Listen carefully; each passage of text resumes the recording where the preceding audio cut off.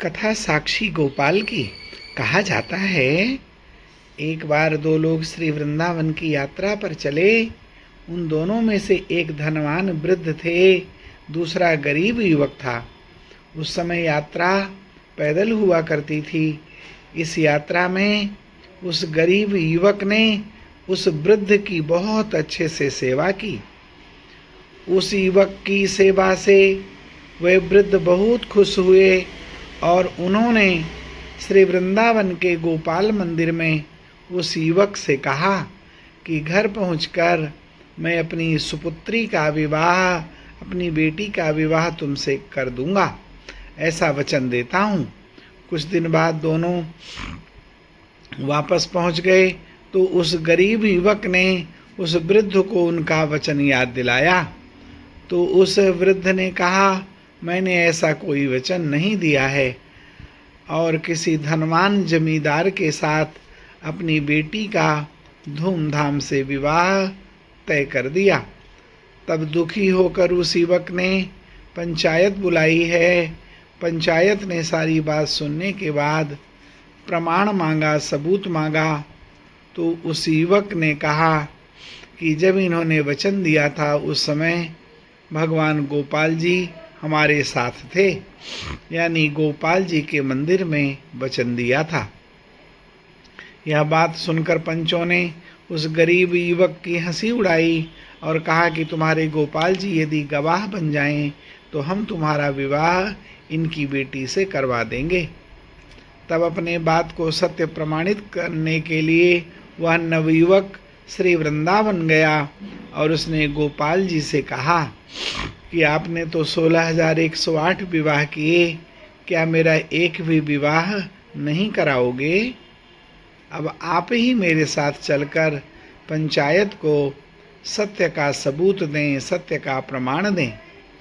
तब उस युवक के प्रेम और विश्वास को देखकर गोपाल जी के नेत्रों में प्रेम के अश्रु आ गए और ठाकुर जी गवाही देने को तैयार हो गए।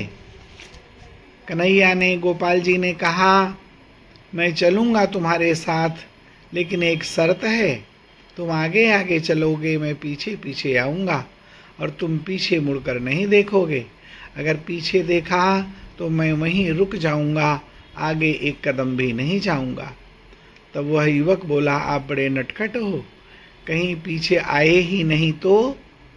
कन्हैया जी बोले, गोपाल जी बोले, मेरे पाँवों में घुंघरू बांध दो, तुम्हें आवाज़ आती रहेगी। हाँ हाँ, ये ठीक रहेगा, ऐसा उस नवयुवक ने कहा।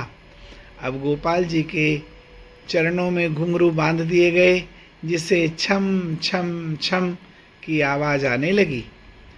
अब वह युवक आगे आगे और गोपाल जी पीछे पीछे चल पड़े हैं।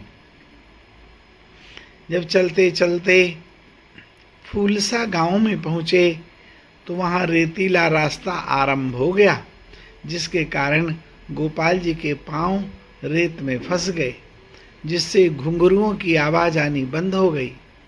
आवाज़ बंद होते ही नवयुवक ने पीछे देखा, देखते ही गोपाल जी रुक गए। बोले, अब मैं आगे नहीं चलूँगा, तुमने शर्त का, वचन का उल्लंघन किया है। नवयुवक रोने लगा। इस पर गोपाल जी ने कहा कि तुम दुखी मत हो, जाकर पंचायत को यहीं बुला करके लाओ। तो वह गरीब युवक पंचों को लेने के लिए गया, उनसे प्रार्थना किया और पंचों के आने पर भगवान ने सारी बात बताई है। भगवान गोपाल जी के साक्षी बनने पर उस गरीब युवक का विवाह उस वृद्ध की पुत्री के साथ धूमधाम से हो गया और गोपाल जी वहीं मूर्ति में ही समा गए। यह मंदिर उनकी स्मृति में बना है। कहते हैं कि कटक के राजा गोपाल जी की प्रतिमा को श्री जगन्नाथपुरी ले आए और यहीं पर स्थापित कर दिया। वर्तमान में साक्षी गोपाल मंदिर यहीं पर है और इस बात का साक्षी है कि जो भगवान के ऊपर विश्वास करते हैं, भगवान भी संकट के समय उनका साथ अवश्य ही देते हैं।